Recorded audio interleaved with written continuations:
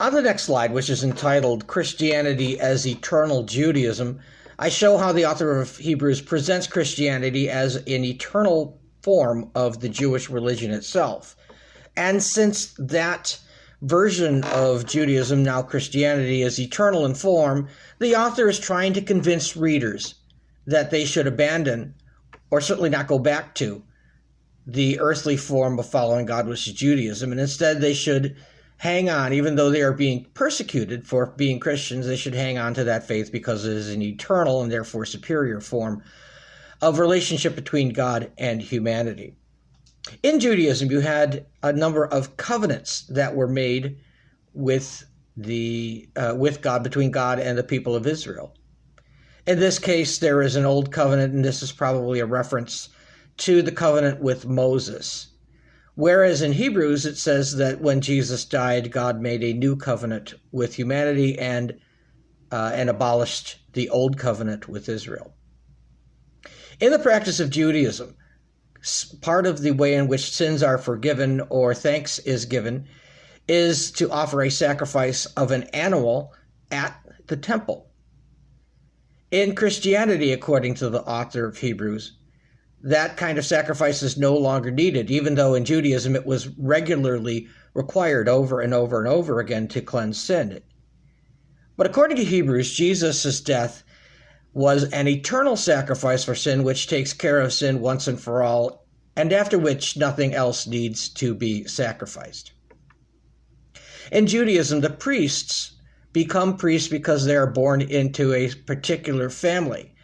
And in Judaism, the family is the family of Aaron. It comes out of the priest of Levi, that particular tribe. So you could not be a priest unless you were out of that tribe and out of a particular family in that tribe. So you become a priest in an earthly way by being born into it. In Christianity, in contrast, the priesthood is something that is ordained by God in some cases. And in this case, the author points back to a story in Genesis where Abraham, who is coming back from a war victory with his own personal army, is met by a king named King Melchizedek, which is the king of righteousness in Hebrew. He is the king of Salem, which is later on Jerusalem, and he encounters Abraham on the way back from Abraham's victory.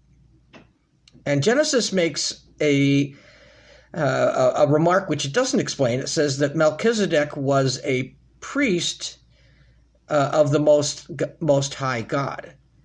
Genesis doesn't explain how he became a priest, and this is certainly prior to even the existence of the tribe of Levi. So it's not clear exactly how Melchizedek became a priest, although he does become a much more important figure in later Jewish literature before and during the time of Christ. In this case, you don't become a priest because you are born into the right family. In fact, Jesus and Melchizedek became high priests because they were appointed directly by God. Since that is the case, the author says that Christianity is a more eternal form of Judaism because its priests are directly appointed by God.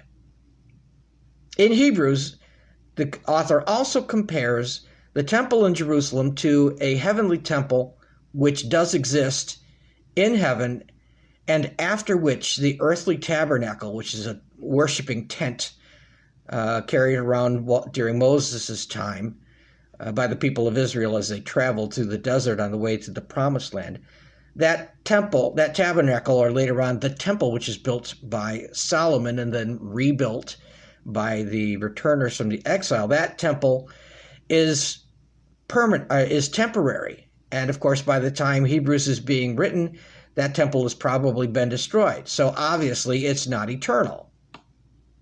On the other hand, in Christianity, the temple in which Christ and, of course, maybe Melchizedek, but certainly Jesus operates in, that temple is in heaven. It is a perfect example which was poorly imitated by those who built the tabernacle.